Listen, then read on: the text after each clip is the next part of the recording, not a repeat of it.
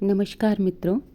आज एक नए टॉपिक के साथ एक बहुत ही प्यारी महिला भक्त हैं, उनके अनुभव के साथ, उनके भावों के साथ हम ये वीडियो लेकर आपके समक्ष प्रस्तुत हैं। उससे पहले आपको थोड़ा सा उनके बारे में बता दें कि वो राजस्थान के इंटीरियर प्लेस में रहती हैं। किस प्रकार भगवान अपने भक्त के भाव को ग्रहण करने के लिए स्वयं ऐसी जगह तक पहुंच जाते हैं, ये इस प्रसंग से देखने को मिलता है। तो आगे जो भी हम बोलने जा रहे हैं, ये उन परम दिव्य महिला भक्त के भाव हैं और हम तो सिर्फ उनकी प्रस्तुति का एक माध्यम हैं। तो शुरू करते हैं मित्रों। प्रकट भगवान का जीवन में प्रवेश अनंत जन्मों की व्याधियों को दूर कर अपने में स्वस्थ अर्थात अपने में स्थित करने वाला होता है। परमात्मा की अनुपम कृपा से यह योग मेरे जीवन में हुआ जब प्रभु जी का मेरे जीवन के साथ साथ मेरे घर में भी प्रवेश हुआ। यहाँ यह मेरा कहना अनुचित लगता है, क्योंकि मेरा यहाँ कुछ है ही नहीं, सब कुछ वे ही तो हैं। जब मेरे घर प्रभु जी का आगमन हुआ तो घर के मुख्य द्वार के भीतर और बाहर के आंगन में एक नीम का पेड़ है, जो आज मेरे लिए पूर्ण श्रद्धा का स्थान है। वहाँ मैंने उस नीम के नीचे एक चारपाई लगाकर उस पर बिस्तर बिछाया। दोपहर के 12 बजे का समय था। तेज धूप व गर्म हवा भी थी।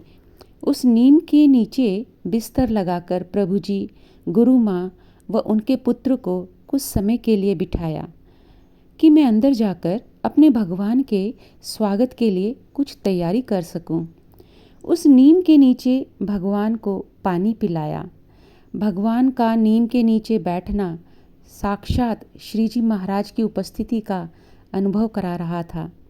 जब भगवान यानी वो प्रभु जी के लिए ही भक्त अपने कह रही हैं कि आने का इंतज़ार था कि भगवान 12 जून को जोधपुर पधार रहे हैं, तभी से अपने घर पर प्रवेश में यह नीम अपनी स्मृति में था कि इस नीम के नीचे भगवान को बिठाना है। घर से पुनः जब भगवान का वापस जाना हुआ तो उसी नीम के नीचे खड़े होना और अपने भक्त के हाथ से भगवान का उसी नीम के पत्ते को ग्रहण करना, यह इतना अद्भुत और इतना भाव भरा यह क्षण था, जहाँ भगवान अपने भक्त को इतना सुख देते हैं कि उसके हाथ से उस नीम को प्रसादिक रूप में ग्रहण करते हैं और फिर उस प्रसाद को सभी को देते हैं। भक्त भगवान और नीम का अद्भुत संयोग और मिलन था। स्वयं नारायण पुरुषोत्तम भगवान ने नीम का आश्रय लिया और इस नीम के पेड़ को सदा के लिए मुक्त कर दिया। धन्य है यह नीम का पेड़ जो भगवान का आश्रय व प्रसाद बना। नीम नारायण का यह प्रसंग आज भी मुझे अपनी स्मृतियों में अनंत सुख दे रहा है। जिस प्रकार श्री जी महाराज दादा खाचर के राजभवन में श्री वासुदेव नारायण के मंदिर के समीप नीम वृक्ष के नीचे बैठकर सत्संग वार्ता किया करते थे, वह स्थान हम भक्तों के लिए अत्यंत श्रद्धा व भाव पूज्य स्थल है। उसी प्रकार हमारे घर के आंगन का यह नीम वृक्ष मेरे लिए परम पूजनीय बन गया है। इस नीम को देखते ही भगवान का इसके नीचे बैठना व इसका प्रसाद ग्रहण करना सब कुछ स्मृति में आ जाता है और मुझे अभी यह स्थान भगवान की प्रत्यक्ष अनुभूति कराता है और सदा के लिए कराता रहेगा। नीम और नारायण की यह अनुभूति भूतकाल की होने पर भी नित्य नवीन और शाश्वत अनुभव होती है।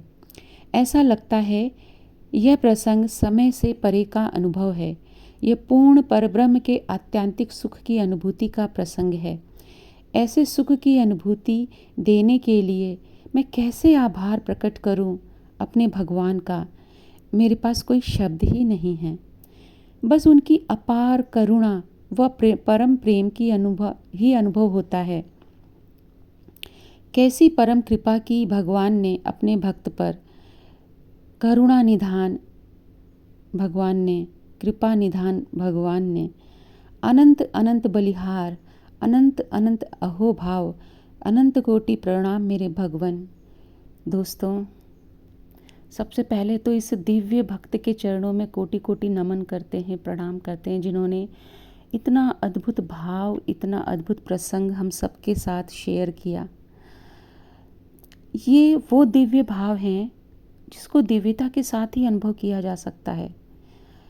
अगर हम में दोष है ना, तो हमें इन भावों में भी बहुत से दोष नज़र आ जाएंगे। बट अगर हम सच्चे भक्त हैं ना भगवान के, तो ये प्रसंग हमें बहुत कुछ समझा सकता है, बहुत कुछ बता सकता है कि अगर हमारे अंदर वो दिव्य भाव हैं, भगवान से मिलने की वो तड़प है, तो भगवान किसी भी रूप में, किसी भी प्रकार से, हम चाहे कहीं भी हों, हमें मिलने पहुंच ही जाते हैं। तो ये कहना कि भगवान आते नहीं, तो ये तो गलत होगा। भगवान अपने भक्त के भाव पूरे करने के लिए, उससे मिलने के लिए स्वयं ही चले आते हैं दौड़कर। ये प्रसंग इस बात को सत्य बताता है, सत्य सिद्ध करता है। प्रभु जी, आपके चरणों में कोटि कोटि प्रणाम। धन्य हुए भगवान, ये प्रसंग को सुनकर, समझकर और इन भावों में बहकर हम। आप सभी श्रोतागण के चरणों में भी प्रणाम, जो इन भावों में बह गए। फिर मिलती हूँ नेक्स्ट वीडियो में। तब तक के लिए धन्यवाद मित्रों।